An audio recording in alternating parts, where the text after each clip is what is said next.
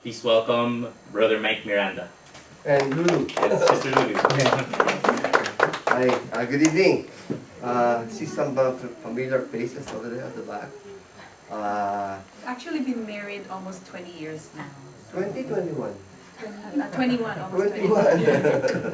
21. We've been in Couples for Christ for 20 years, almost 20 years. 20 years on July, We joined 6 months after we got married. 6 months after we're married. Because we knew that we really need something to strengthen our marriage, especially here in the United States. You know, we don't want to be statistics. In fact, now we're also part of a ministry called Marriage Preparation. So we are the head facilitators of Our Lady of Lulu. And we've been doing it also for almost 20 years. Right? So we're into the marriage, and because for us, you know, marriage for better, for worse, and you know what? For keeps.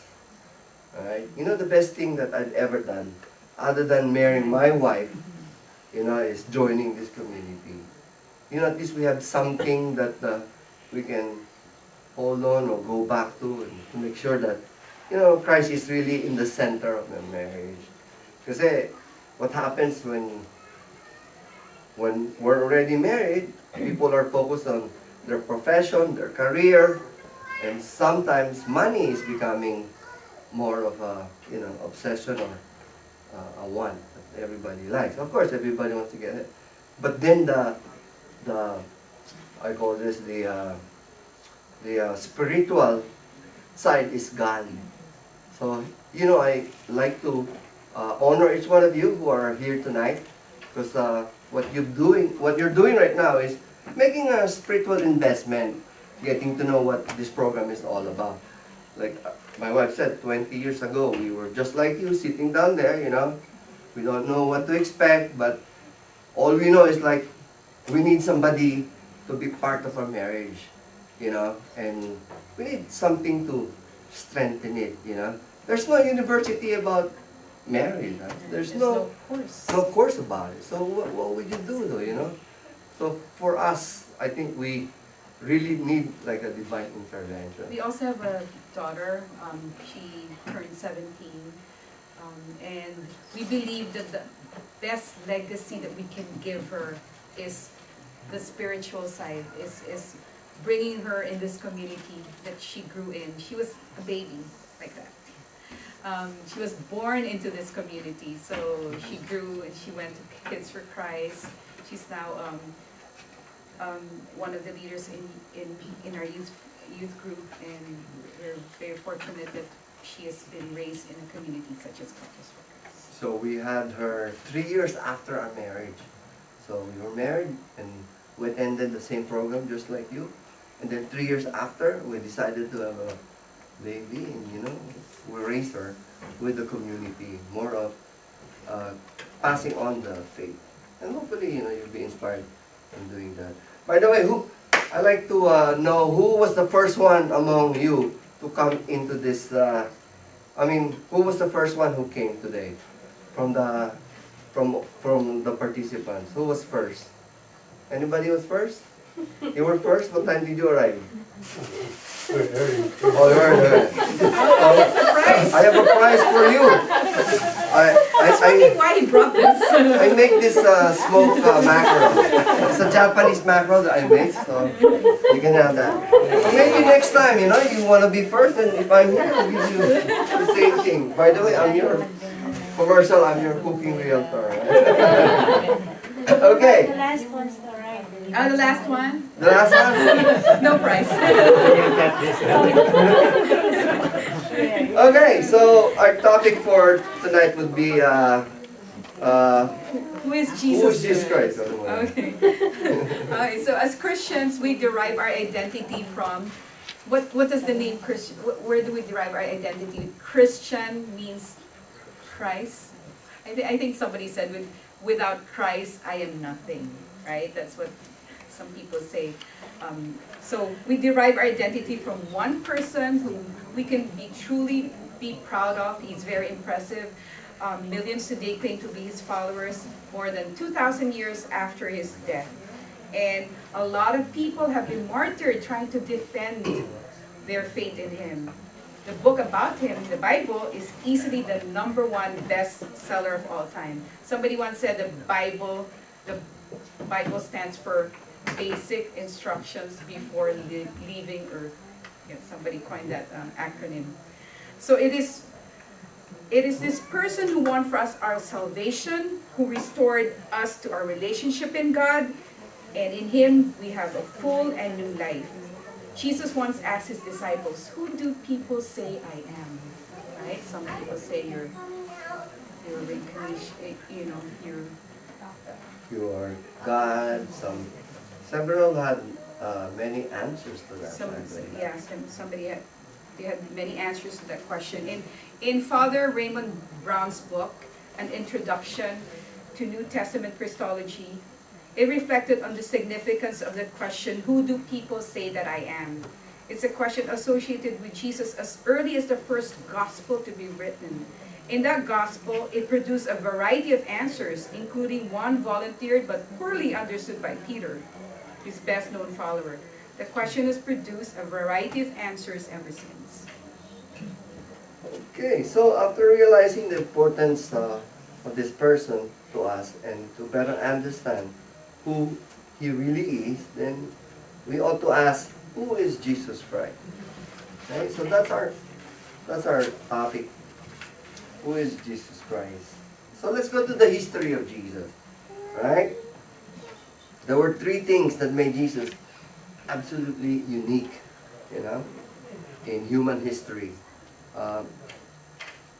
History is full of men and women, and they always say that they claim that they came from God. But simple logic dictates that if God is sending someone into the world, God would announce it. And you know what? Jesus, when he arrived, before he arrived, there was already an announcement. He was pre-announced by the prophets, and if you notice, if you're reading the Quran or other biblical or books, and you would see Jesus as a prophet. So he was pre-announced that the prophecy on the Old Testament that he was to be born from a virgin. That was Mary, right? So that's the first unique thing. The second unique thing that when he arrived, he appeared on the scene. He struck history. Actually, in fact, he had such impact that it was split into two, dividing it into 2 periods: BC, before Christ, and AD, after death. Right? And the third one is every person who came into this world came to live. But with Jesus, it was different. It was the opposite. He came to die. It's like weird, Like us, all of us came to live and, do something about it. But his legacy was he has to die for us. So that's the unique thing about Jesus. So let's talk about details of his life. When he was born. He had only 3 years. They recorded his life, 3 years of his being here on earth. And he was a preacher at that time. He was a young carpenter. In fact,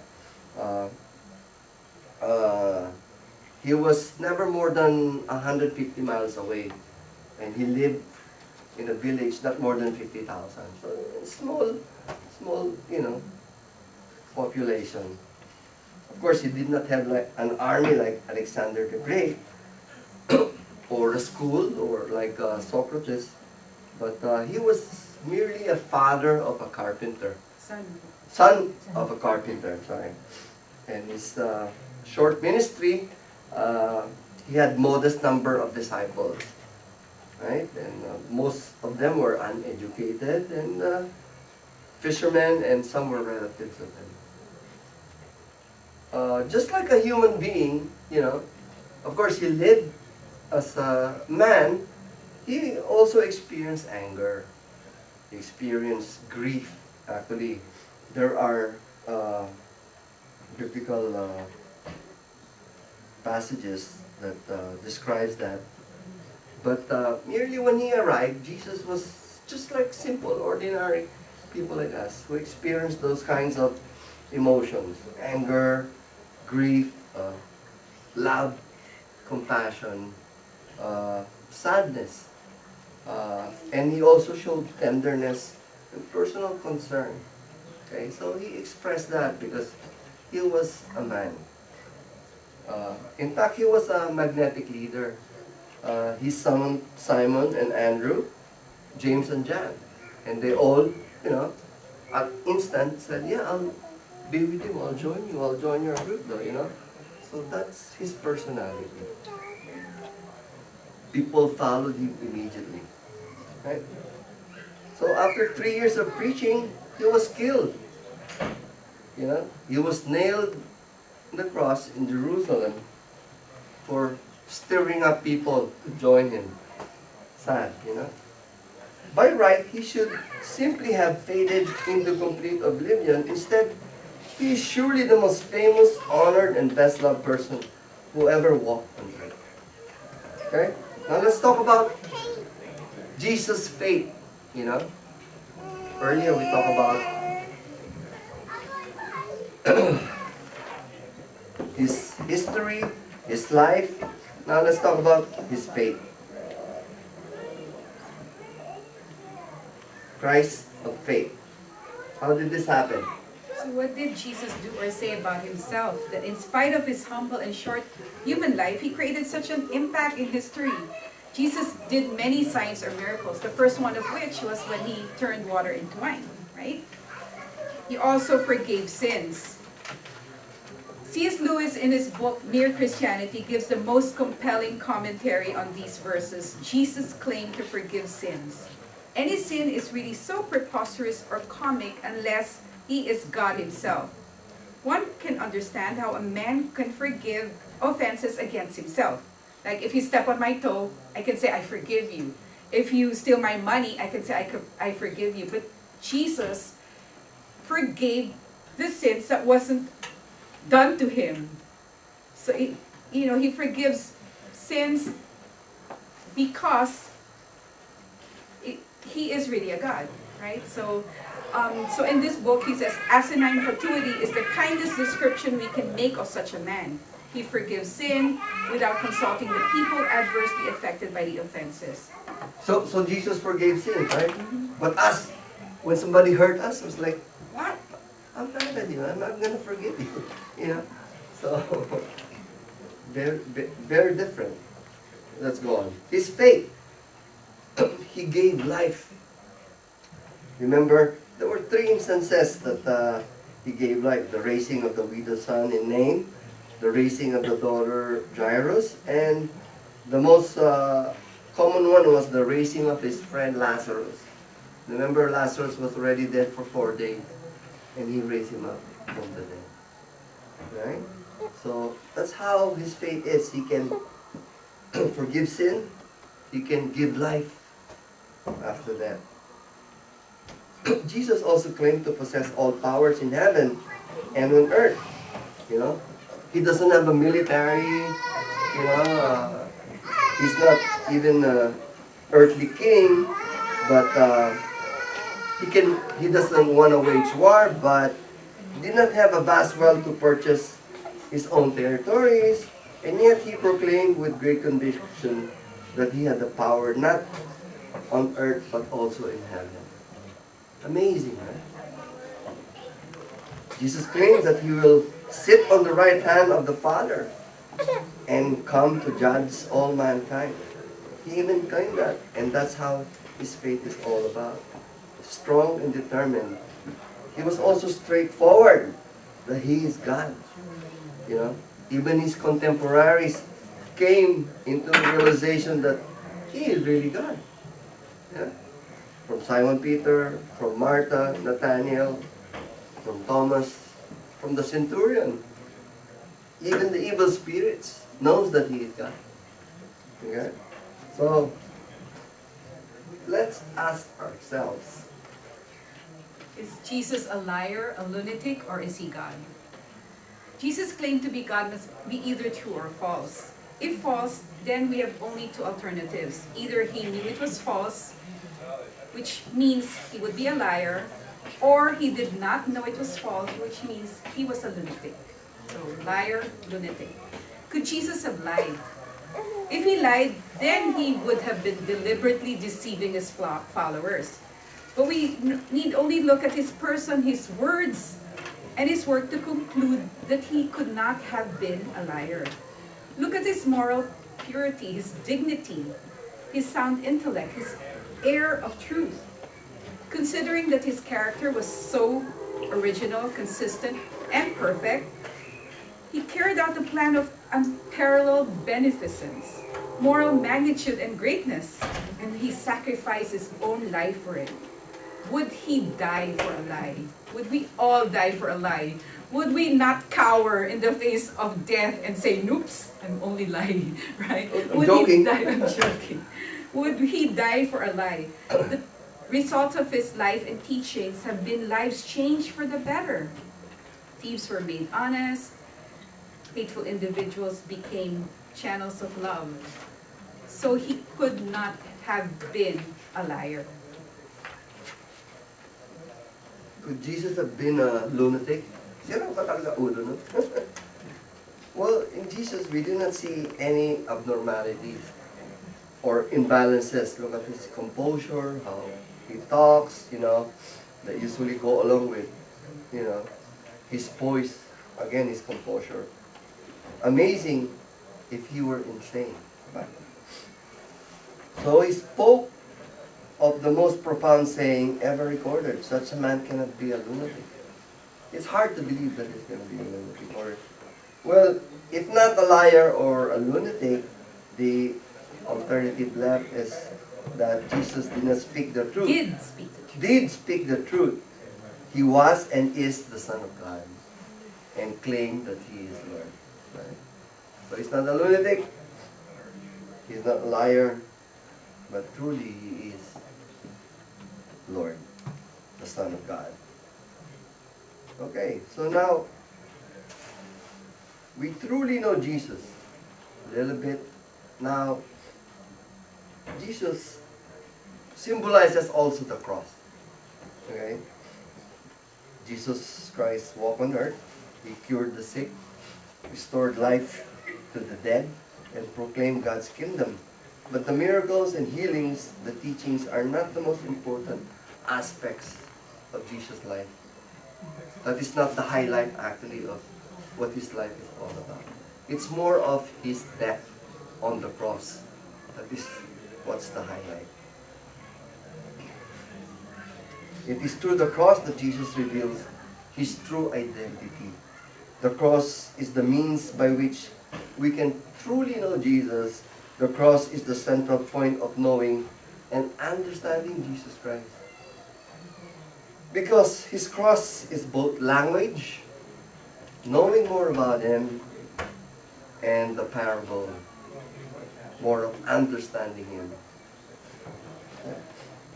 As language, the cross conveys an idea and reveals a message.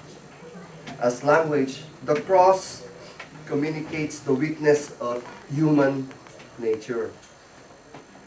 It discloses our sins and reveals our errors. Because we're just human. It conveys our desperate need of redemption. Now, as the parable, the cross tells us story and provides us a lesson on the story. As the parable, the cross teaches us that our evil deeds are the very nails piercing Christ's hands and the feet on the cross. So if the cross as parable is the means by which we can truly know Jesus, we ought to ask ourselves, what happened on the cross? What happened on Calvary? Right? Because crucifixion is excruciatingly painful, the condemned was usually normally they get offered a strong drink of wine mixed with myrrh, so that it will reduce their feeling of pain. But as the gospel stated, Jesus refused to take it.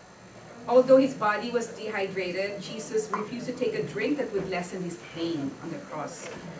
Although his lips were craving for water, he declined a drink that would reduce the pain of our redemption. At his birth in Bethlehem, Jesus accepted the gift of myrrh. But at his death in Calvary, he refused the sedative of myrrh. Jesus did not want to deaden the very reason for his coming. He did not want to reduce the price of our redemption. It is expected that all those being crucified would cry out loudly from the unbearable pain. I remember there were two men beside him, right? They were all crying and very loudly screaming. But Jesus did not cry and shout. From the depths of his longing, from the depths of his loving and merciful heart, Jesus cried not a curse, he shouted not a blasphemy. Instead, he cried out a prayer. Father, forgive them, for they know not what they're doing.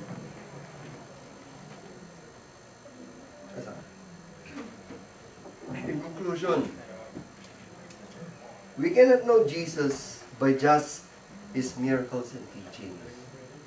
It is only through his sufferings and death on the cross that we can truly know Jesus. Remember, he died for us. He died on the cross just for us to be saved. Only when we start to fully realize the magnitude of this sacrifice that we can begin to truly know Jesus. Jesus' death on the cross would have been meaningless without the resurrection. Okay? The most conclusive proof that Jesus is Lord and God is in his resurrection. Even the doubting Thomas finally believed that he saw the glorified body of the risen Christ. Let me read to you John chapter 20 verses 26 to 29. A week later, his disciples were again in the house, and Thomas was with them, although the doors were shut. Jesus came and stood among them and said, "Peace be with you." Then he said to Thomas, "Put your fingers here in my hands. Reach out your hand and put it in my side. Do not doubt, but believe." Thomas answered him, "My Lord and my God." Jesus said to him, "You have believed because you have seen me.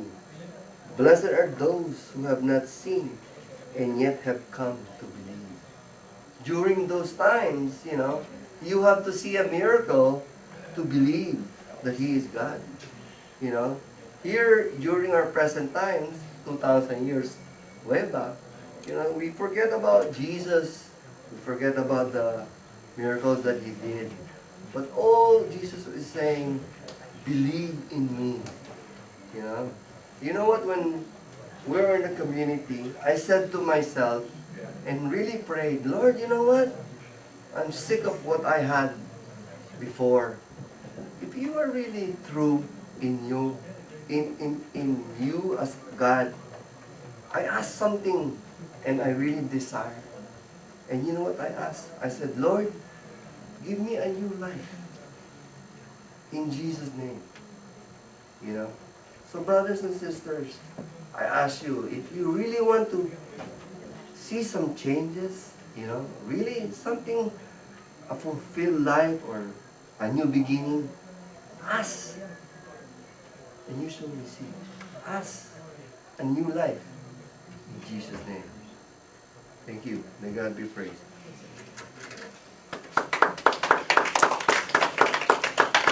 Thank you, Brother Mike. Okay. We will take maybe a 3-minute break so you guys can stretch your legs and use the restroom, or you can go grab some more food if you want.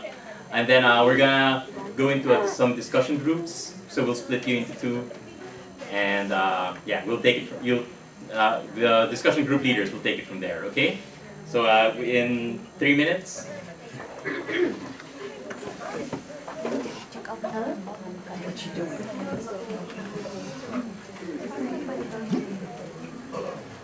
Hindi rin parang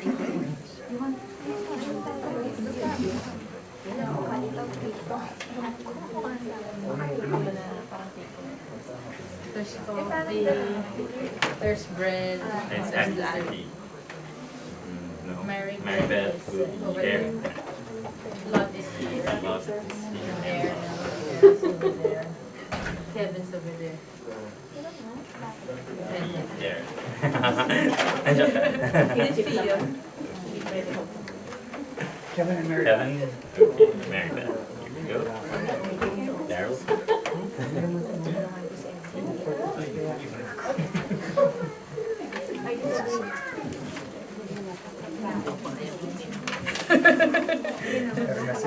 Just so we can contact you.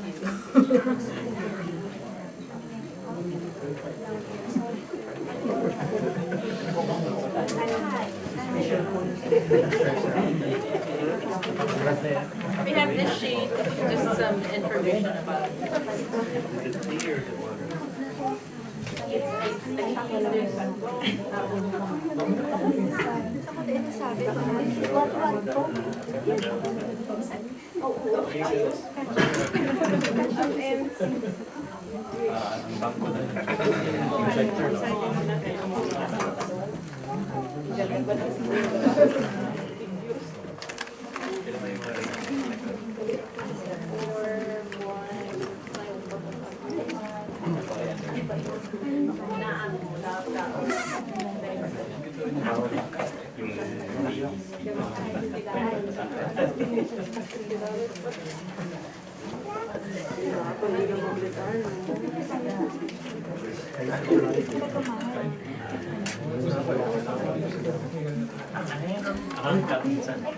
Yep, sure. You're welcome.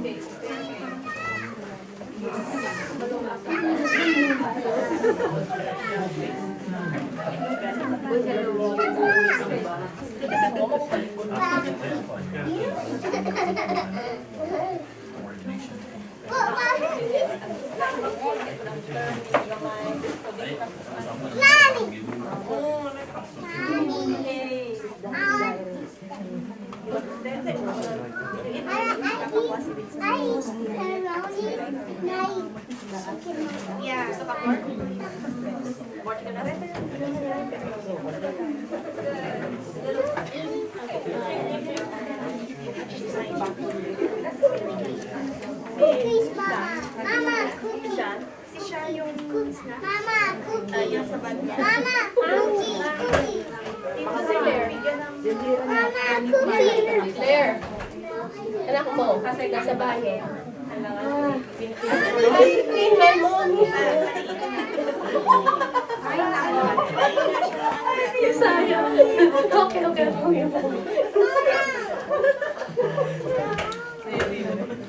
Sabi ko, hindi na lulunin yung apa na. No, I just need my mom. Okay, wala daw. I-open na lang. Does anybody? Higop ako. Isang higop. Isang higop sinasabi. Nakakainis mo po kami. Ay, kasi you're so diba? So, sinabi nag-order.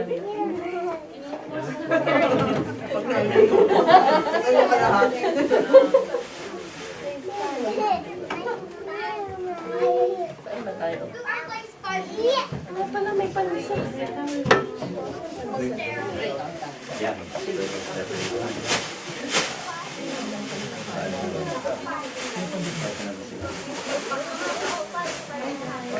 Nakalibre pa kaming dati.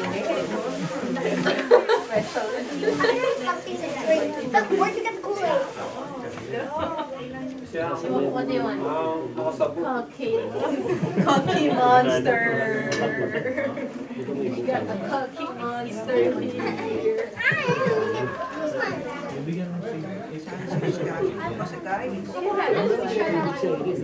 Saan ba? Hindi ko ba? Siguro sa Baguio yung wala. Pero ito, so kain na lang ano? Chicken nugget mo. Kumakain. Cookie. Pero siyempre, ang gitara naman. Nice lang, pure. Kailangan ko. Hindi na ako naputol. Pero sa isang musista, everyday. Ano lang yung gusto ko? Di ba ganun yun? Pwede naman. Ibang kwarto na kaya kayo. Sa kabila, yun na dulo. Sorry. Wala ba?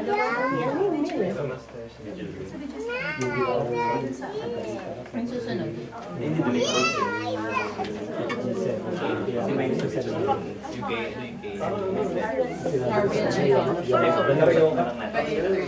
Lipat na lang natin. Ay, hindi pwede kayo dun sa malaki. Doon lang yung boys sa malaki. Sila lang yung doon na kayo sa room.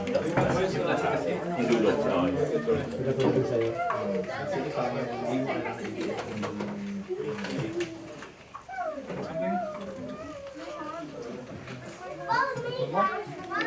Pero kaya mo ito pa ng constant. Yung purpose nyo. Okay lang. Yun lang.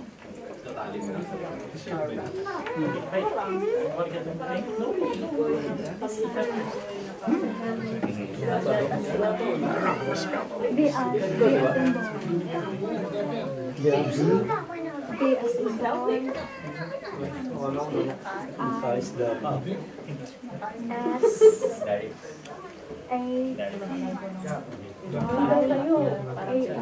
Wala ko yun. Ayun na. Nagwawala eh.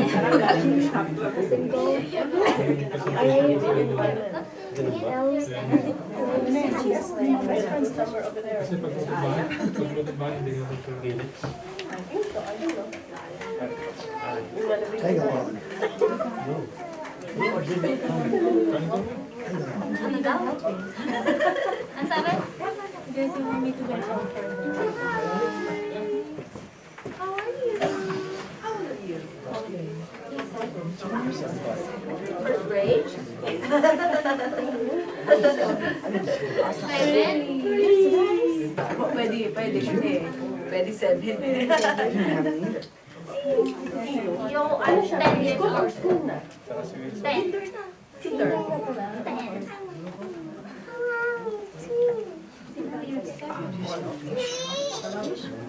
Para sa mga nagdadaw. 10.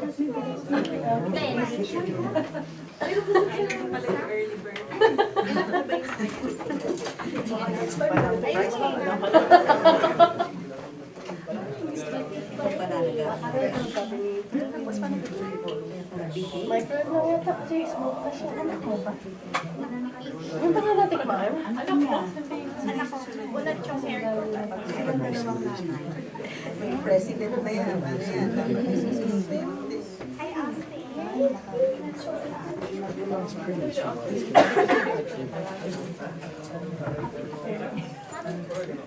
Kaya dito sa, ano, kailangan mo kung may gagawin, mas pwede ko sa amin. Lalo kasi yung birthday ni Echo, siya kasi naman. Hindi yung review ng kaibigan, pero ngayon, improve na. Wala nang He said he made it himself, right? Siguro start na let's start already. If I can have the boys follow Darix and Paolo to the room down there, and then the girls will follow Sister May and Sister Claire.